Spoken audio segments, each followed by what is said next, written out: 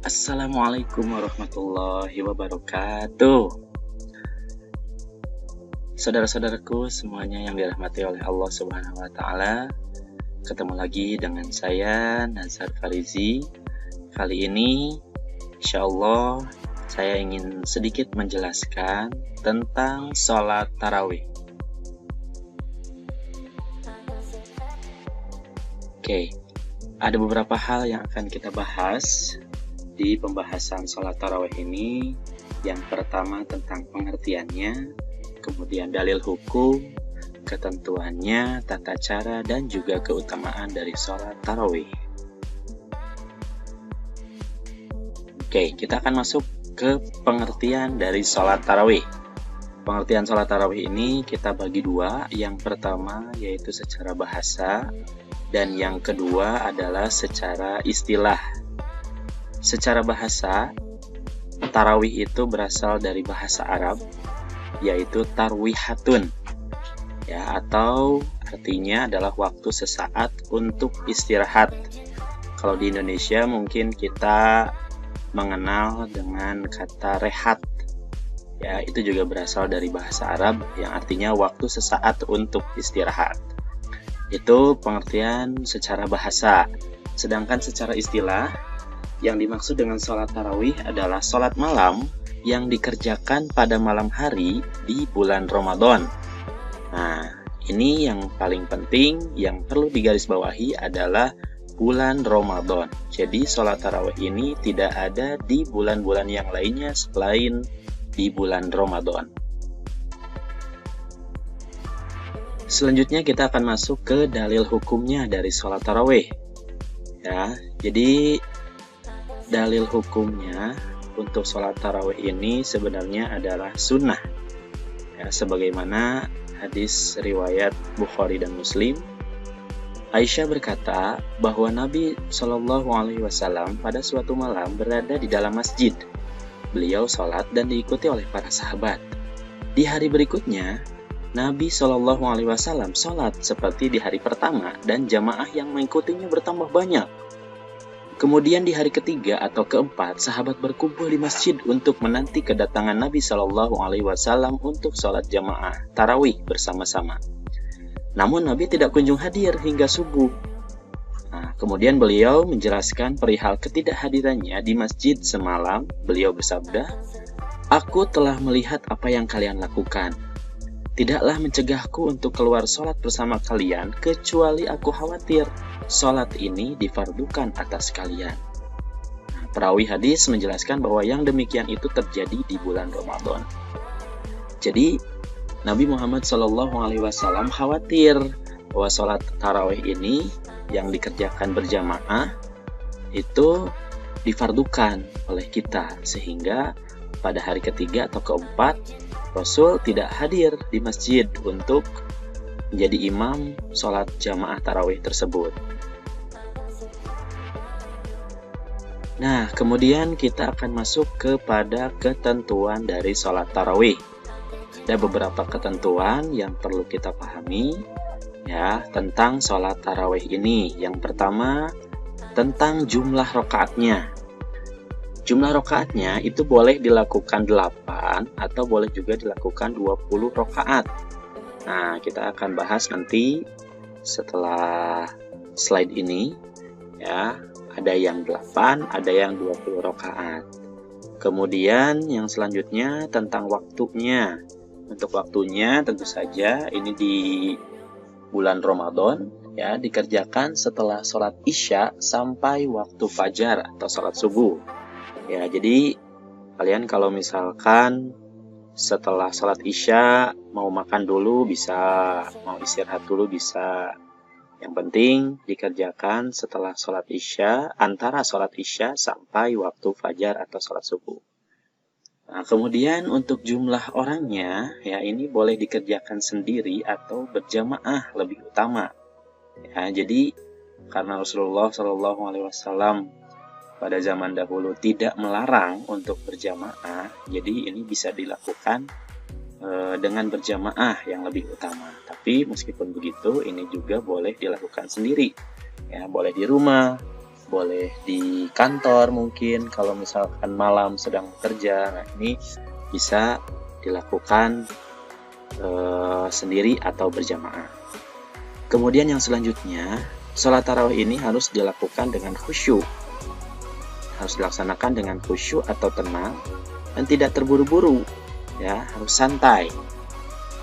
Jadi tidak terburu-buru untuk melaksanakan sholat tarawih ini.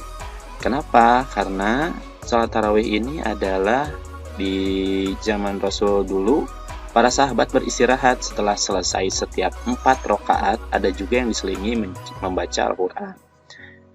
Jadi setelah 4 rakaat selesai, ya, itu dilanjutkan dengan istirahat dulu. Jadi memang di sini harus tenang, harus khusyuk, ya, tidak perlu terburu-buru, tidak boleh cepat-cepat gitu ya.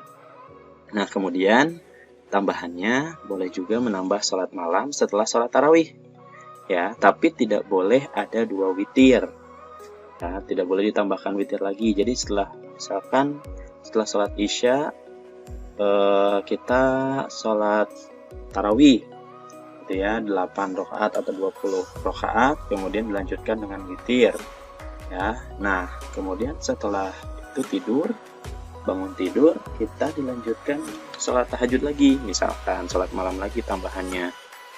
Nah, itu boleh, tapi yang keduanya tidak boleh ada witir lagi, ya. Jadi tidak boleh ada 2 witir dalam satu malam. Nah, kemudian selanjutnya kita akan bahas tentang tata cara sholat tarawih.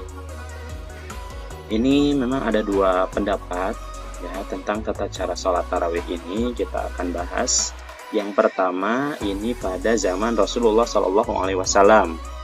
Di zaman Rasul itu sholat tarawih dilaksanakan dengan 8 rakaat, dengan 2 rakaat 1 salam, kemudian dilanjutkan dengan witir sebanyak 3 rakaat. Jadi formasinya seperti ini, 2, 2, 2, 2, itu untuk tarawihnya, jumlahnya 8 rakaat ditambah dengan 3 witir, ya, ini 1 kali salam, jadi sama dengan 11 rakaat seluruhnya. Itu tarawih termasuk dengan witirnya, ya. Jadi ini di zaman Rasulullah dulu, ya, ini dikerjakan 11 rakaat. Nah, kemudian seiring berkembangnya zaman, ya, di masa Khalifah Umar bin Khattab ini beliau menambahkan sholat tarawihnya menjadi 20 rakaat dengan 2 rakaat 1 kali salam, kemudian dilanjutkan dengan witir sebanyak 3 rakaat dengan 2 kali salam. Jadi formasinya 2, 2, 2, 2, 2, 2, 2, 2, 2, 2. Jadi 2 rakaat sebanyak 10 kali itu untuk sholat tarawihnya, ditambah 2 tambah 1 untuk witirnya, jadi totalnya 3 untuk witir. Jadi total semuanya digabungkan antara tarawih dan witir itu total 23 rakaat. Nah, ini terjadi di zaman Khalifah Umar bin Khattab. Kenapa di zaman Khalifah Umar bin Khattab bertambah menjadi 23 totalnya? Ini beberapa alasannya. Yang pertama, karena tidak ada pembatasan jumlah sholat malam dari Nabi Shallallahu Alaihi Wasallam. Jadi menurut hadis-hadis yang sahih, memang Nabi Shallallahu Alaihi Wasallam tidak pernah melarang pembatasan jumlah sholat malam seluruhnya. Gitu. Jadi mau 20, mau 100 juga mungkin boleh, karena tidak ada pembatasan, tidak ada pelarangan. Kemudian yang kedua, jumlah rakaat itu diperbanyak agar bisa lebih lama. Nah, ini supaya kita lebih khusyuk lagi, supaya kita lebih bisa mendekatkan diri kepada Allah. Jadi jumlah rakaatnya diperbanyak, ya, supaya bisa lebih lama lagi untuk berdoa. Kemudian yang ketiga, alasannya kita diperintahkan untuk memperbanyak sujud. Nah, ini juga menjadi salah satu alasan kenapa zaman Khalifah Umar bin Khattab sholat tarawih itu menjadi 23 termasuk witirnya. Jadi kita boleh mengambil yang di zaman Rasulullah, ya, untuk 11 rakaat antara tarawih dan witir, atau juga untuk 23 yang sama dengan Khalifah Umar bin Khattab. Keduanya punya landasannya, keduanya punya alasannya masing-masing, tinggal kita sendiri yang memilih yang menurut kita lebih kuat yang mana. Ya, yang salah itu adalah yang tidak sholat tarawih, ya. Oke, kemudian selanjutnya yang terakhir kita akan bahas tentang keutamaan sholat tarawih. Nih, jadi sholat tarawih ini memiliki banyak sekali keutamaan. Di sini hanya dicantumkan 4 saja. Yang pertama, sholat tarawih itu akan diampuni dosa-dosanya. Sesuai dengan hadis Rasulullah SAW, man qama ramadhana imanan wahtisaban ghufira lahu ma taqaddama min dzambi. Rawahul Bukhari wa Muslim. Barang siapa yang mengerjakan sholat malam pada bulan Ramadan karena iman kepada Allah Subhanahu wa Ta'ala dan karena mengharapkan pahala, maka akan diampuni baginya dosa yang telah lalu. Nah, ini salah satu alasan keutamaan sholat tarawih, bahwa orang yang sholat tarawih, yang mengerjakan sholat malam pada bulan Ramadan, akan diampuni dosa-dosanya yang telah lalu. Baik, keutamaan yang selanjutnya dari sholat tarawih ini, pahalanya seperti sholat 1 malam penuh. Rasulullah SAW bersabda, sesungguhnya siapa saja yang sholat bersama imam hingga imam itu selesai, maka ia dicatat telah mengerjakan sholat semalam suntuk. Hadis riwayat Tirmidzi.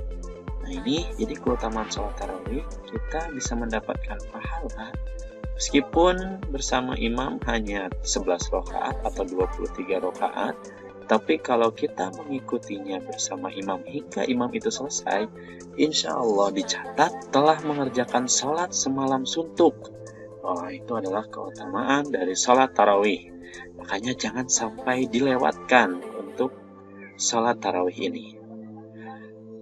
Kemudian selanjutnya, keutamaan yang ketiga adalah menambah ketaatan kita kepada Allah Subhanahu wa Ta'ala. Sholat tarawih ini adalah sholat yang disunahkan, sehingga mengerjakan sholat tarawih itu berarti kita mengerjakan ibadah yang disunahkan oleh Allah Subhanahu wa Ta'ala, menambah ketaatan kita kepada Allah. Kita diperintahkan untuk sholat, kemudian kita kerjakan, berarti itu menunjukkan bahwa kita adalah salah satu orang yang bertakwa, insya Allah. Kemudian keutamaan yang keempat, sholat tarawih ini bisa mempererat tali silaturahmi. Nah, tadi seperti yang sudah disampaikan bahwa sholat tarawih ini bisa dilakukan secara berjamaah. Nah, kalau sholat tarawih dilakukan secara berjamaah, insya Allah kita bisa bertemu dengan orang lain dan kita bisa mempererat tali silaturahmi antar sesama muslim.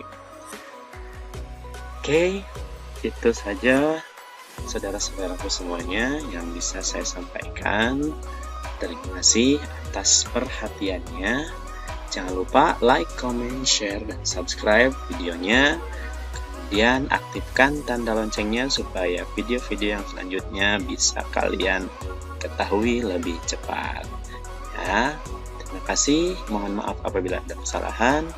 Wabillahi taufiq wal hidayah. Assalamualaikum warahmatullahi wabarakatuh.